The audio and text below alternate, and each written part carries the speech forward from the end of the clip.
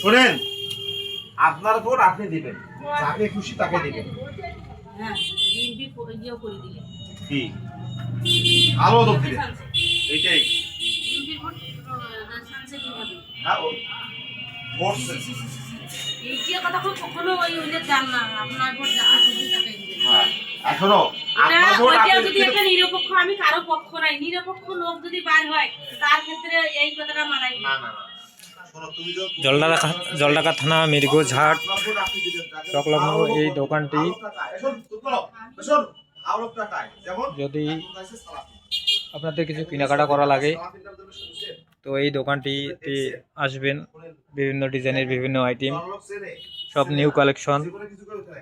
স্বল্প মূল্যে এই মসজিদে দান করছে, এখানে পাওয়া যায়। মাদ্রাসা দান করছে, এদের করছে, সারা জলঢাকা লোকে এখানে সবাই চেনে, তার অনুদান আছে, ওর কাছে কোনো লোক যে ফিরত আসি নাই, তাহলে ভোটটা কাকে দিবেন? এই যে যে- লোক ভালো তাকে দিবেন। দেন বক্তৃতা দেন, চালান কি চালান বক্তৃতা চালান কইলেন তো কথা? চালান কেন?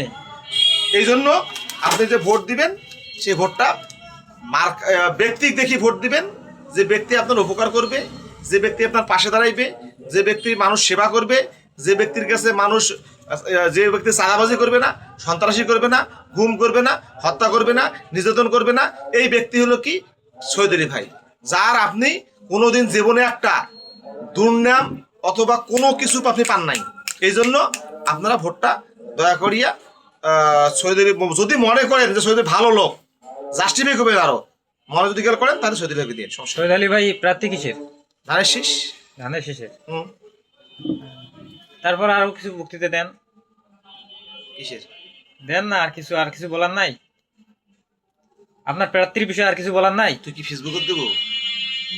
তা ফেসবুকে দিলে কাট, আমি ভালো করে বক্তব্য তারপর